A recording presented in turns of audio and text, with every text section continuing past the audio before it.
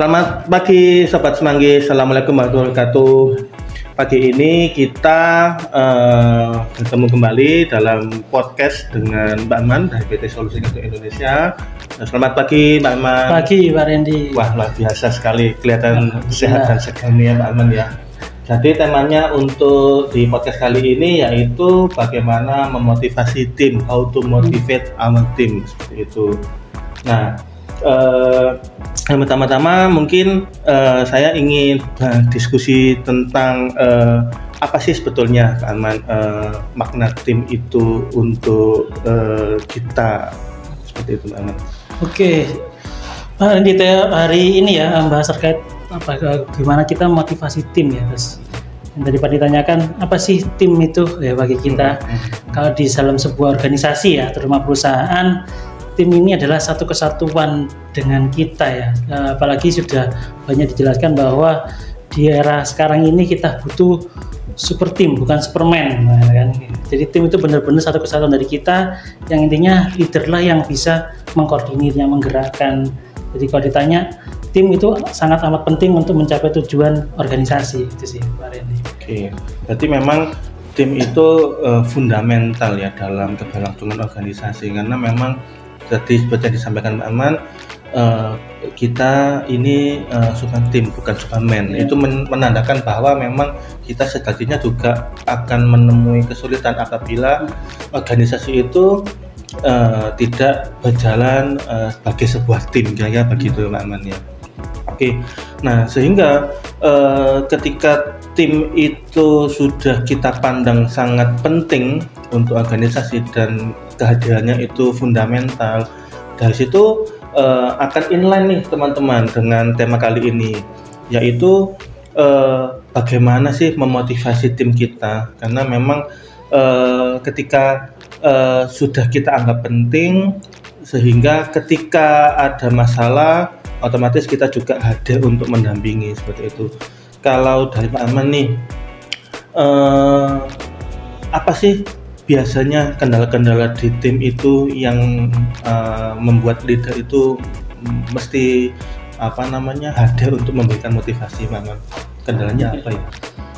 Di era saat ini Pak, ini lebih pasti kendala yang dihadapi semua leader ya, hampir keseluruhan pasti hadapi demotivasinya tim ya kan, yang istilahnya kok tidak bisa jalan bareng dengan kita untuk mencapai visi bersama.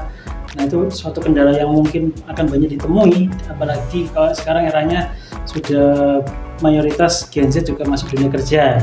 Nah, kita harus menyesuaikan gimana untuk memotivasi ya kan, tipikal mental Gen Z ya. Kita yang harus kita yang menyesuaikan gimana kita mengolah mereka. Jadi kendala yang utama yaitu pasti tadi yang membuat orang-orang akhirnya tidak termotivasi, akhirnya ya ke burnout, atau bahkan mereka mengerjakan tidak sungguh-sungguh sehingga hasil yang ingin dicapai bersama itu banyak hambatan atau bahkan tidak tercapai. Itu kendalanya sebenarnya. Jadi memang leader itu tampil untuk memotivasi tim, untuk support tim ketika timnya demotivasi tadi Pak Aman ya. Demotivasinya juga macam-macam, terlebih di zaman saat ini ketika teman-teman di Gen Z juga sudah memasuki angkatan kerja, dan itu juga menjadi salah satu isu di organisasi. Bagaimana sih untuk tetap menjalankan organisasi ini sesuai dengan goals dan plan-plannya tanpa terganggu dengan kendala-kendala seperti itu tadi. Nah, sehingga kira-kira nih motivasi seperti apa Pak Aman yang leader itu mesti miliki? Maksudnya itu skill seperti apa sih yang dibutuhkan leader itu untuk dalam kaitannya dia mampu untuk memotivasi timnya? Kalau harus dimiliki oleh leader ya, yang pastinya leader ini harus benar-benar pandai mengkomunikasikan ya kan? Mengkomunikasikan segala problem yang ada. Mau nggak mau leader harus terus belajar dan melihat berbagai karakter tim yang mereka punya.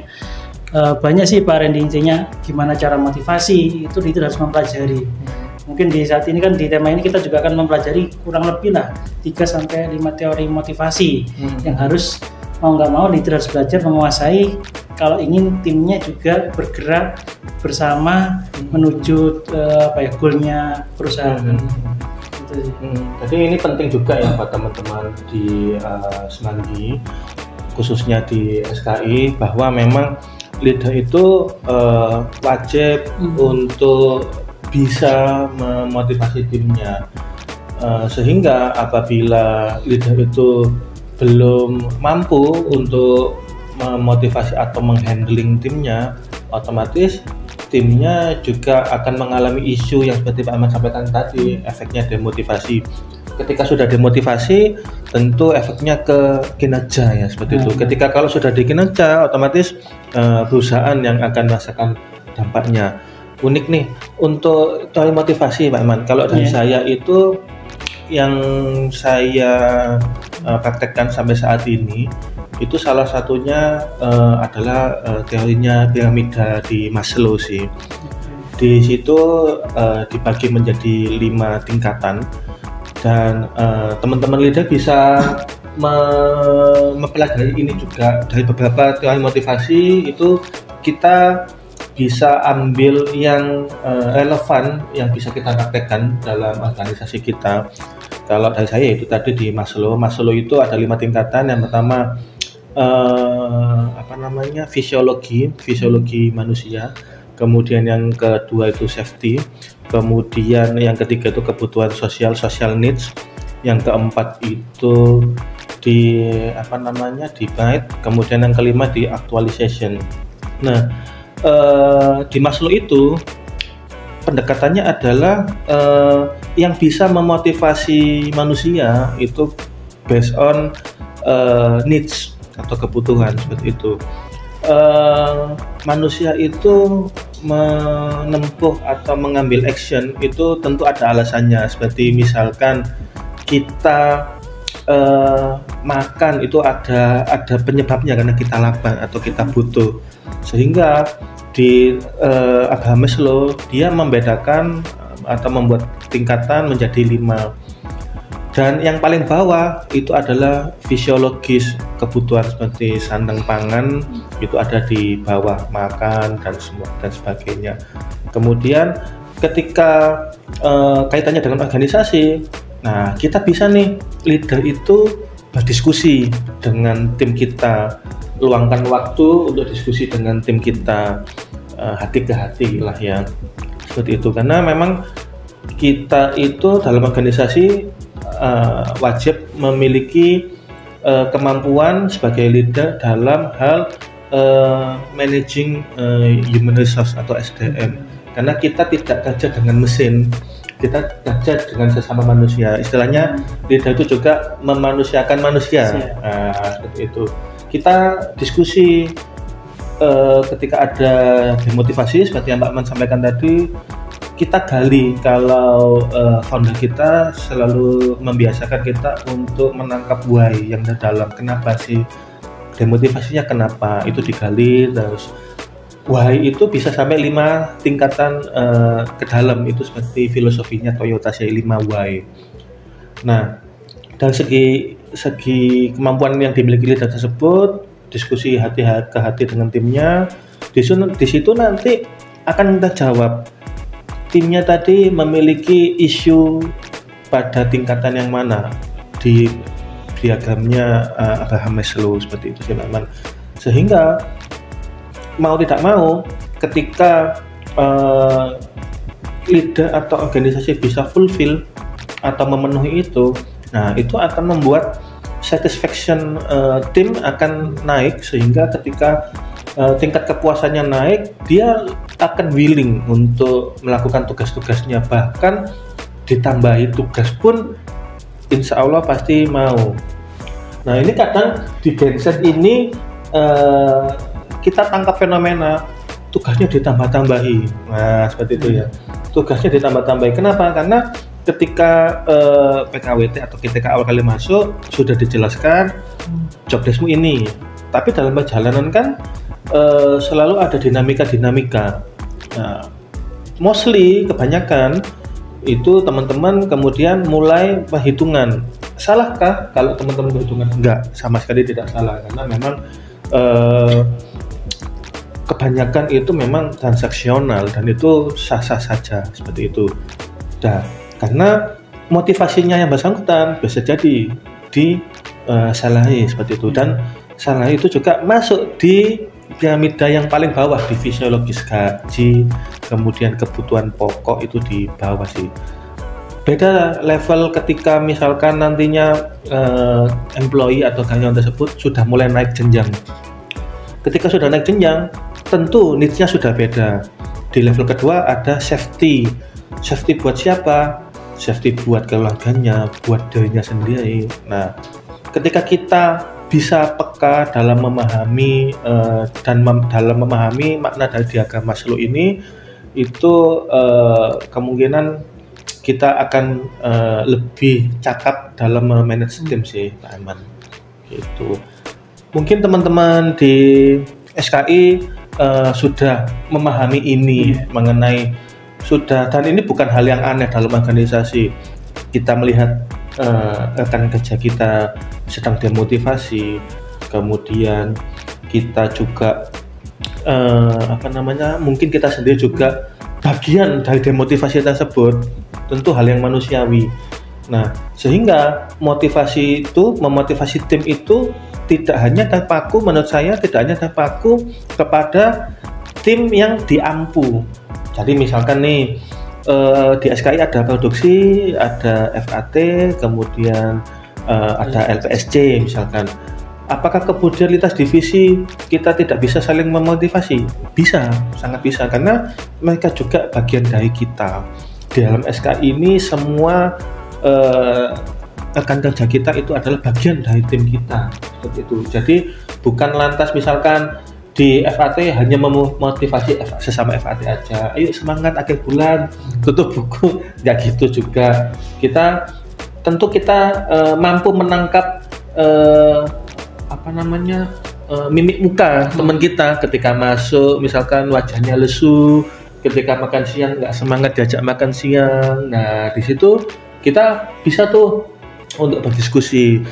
Konteksnya tapi bukan untuk ikut campur ya, karena memang gimana pun juga dalam organisasi itu demotivasi apapun alasannya itu sangat kritikal dalam impact-nya ke tim, seperti itu sih. Jadi mungkin ini Pak Arman, kalau di SKI apakah teman-teman leader itu sudah ada jadwal? Kalau saya lihat sih di SKI sudah kompak ya, tiap awal bulan itu ada itu Pak? Syukuran. Syukuran. Nah, itu kan salah satu bentuk effort dari manajemen di SKI dalam mengkompakkan tim, dalam memotivasi tim. Mungkin bisa di cascading juga nih Pak ke aktivitas 2 minggu atau mingguan di timnya masing-masing supaya inline dengan yang bulanan tadi. Seperti itu sih. Nah, ngomong-ngomong mengenai memotivasi tim nih Pak, pernah nggak sih Pak dalam memotivasi tim itu kita merasa puas ketika melihat tim kita itu kompak dan juga apa yang kita sampaikan itu happen gitu Pak? Oke. Jadi cukup menarik juga ya ini yang disampaikan tadi Pak Randy ya, kepuasan kita ketika memotivasi tim ya, impactnya seperti apa, termasuk teori yang disampaikan Pak Randy tadi, teorinya dari Maslow.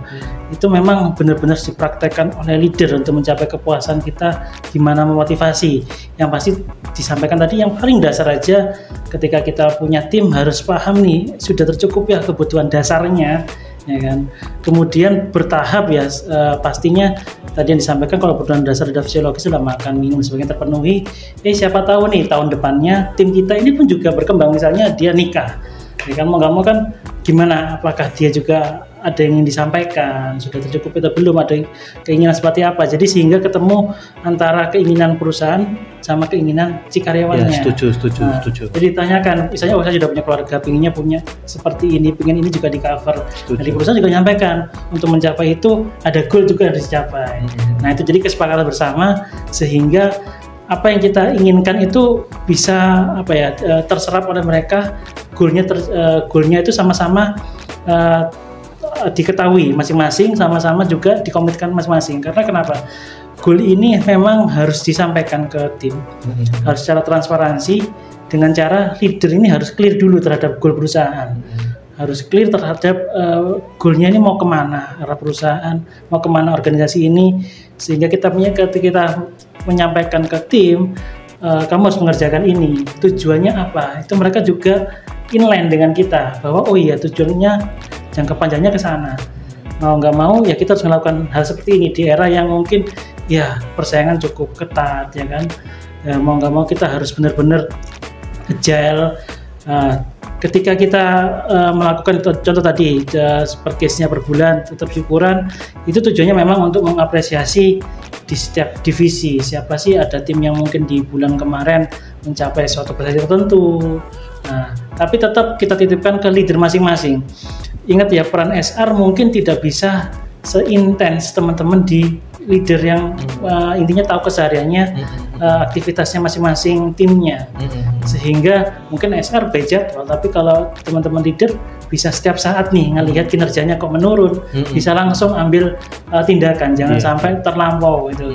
Jadi kalau memang ingin kita merasa puas, orang bisa termotivasi dan berimpact, ya harus dilakukan hal tersebut adalah mengcontrolling, melihat kinerjanya, kalau kinerja turun langsung lakukan action biar kita tahu. Nah baru ketika teman-teman leader memang masih belum tahu solusi dan sebagainya, bolehlah menyampaikan ke SR atau bahkan manajemen untuk discuss gimana terkait ke depannya. Seperti itu sih Pak Randy. Ya setuju banget sih atas semua yang disampaikan Mbak Anu tadi, karena memang leader itu juga menjadi salah satu kunci dalam kesuksesan plan manajemen di sebuah organisasi, karena memang leader itu juga kepanjangan tangan dari manajemen, istilahnya itu wali manajemen ketika memang berhadapan atau bersinggungan dengan teman-teman employee yang di lapangan, seperti itu sih. Nah, jadi mungkin nanti coba kita tampilkan juga piramida Maslow ya teman-teman ya, seperti itu. Oke, terima kasih Pak Iman atas diskusinya pagi ini, cukup menarik nih teman-teman. Jadi semoga teman-teman leader di SKI mampu mengambil knowledge atas podcast kita kali ini, dan jangan lupa untuk mengimplementasikan di timnya masing-masing. Oke, sampai jumpa, semoga kita sukses selalu. Amin. Dan wassalamualaikum warahmatullahi wabarakatuh. Waalaikumsalam. Oke.